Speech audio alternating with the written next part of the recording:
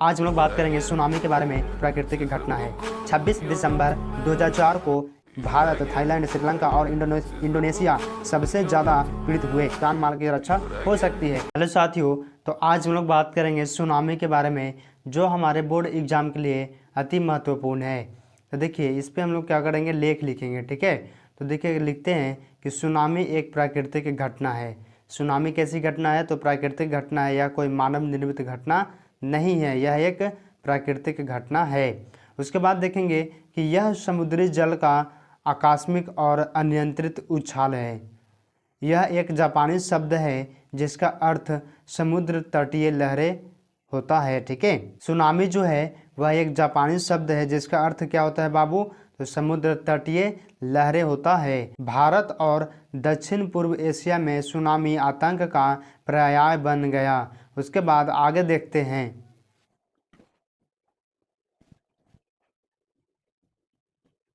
आगे देखते हैं 26 दिसंबर 2004 को एक जोरदार भूकंप से हिंद महासागर में थर्रा उठा। दैत्याकार तरंगे उठी और 13 देशों को प्रभावित किया।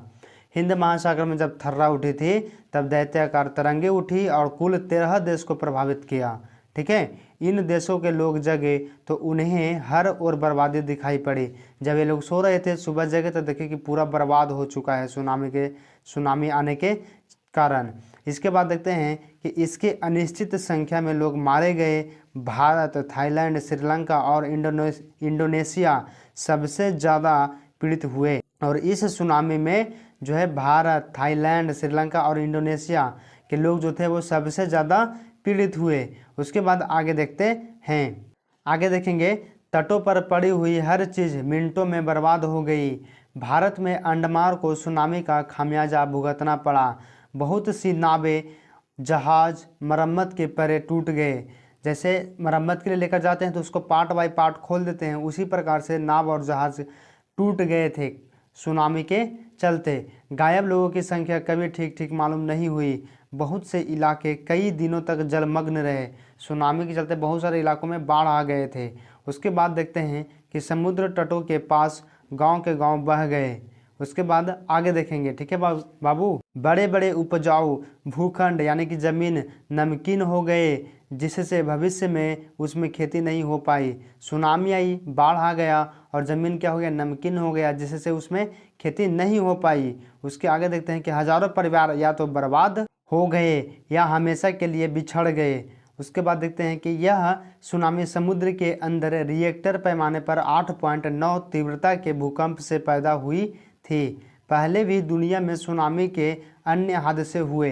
प्रायः सुनामी वाले देशों की सरकारें पहले ही चेतावनी देने की प्रणाली विकसित करने का प्रयास कर रहे हैं।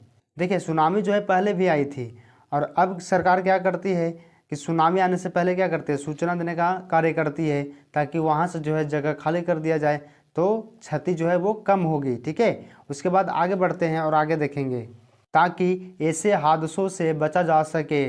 सुनामी जैसी किसी प्राकृतिक विपदा के खिलाफ कोई विश्वसनीय सुरक्षा नहीं है।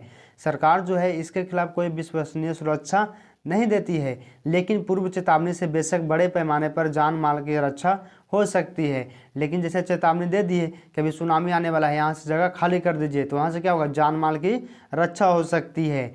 और हम लोगों का क्या होता है, ये सुनामी का जो है लेख खत्म हो जाती है। और इसी के साथ जय हिंद, जय भारत।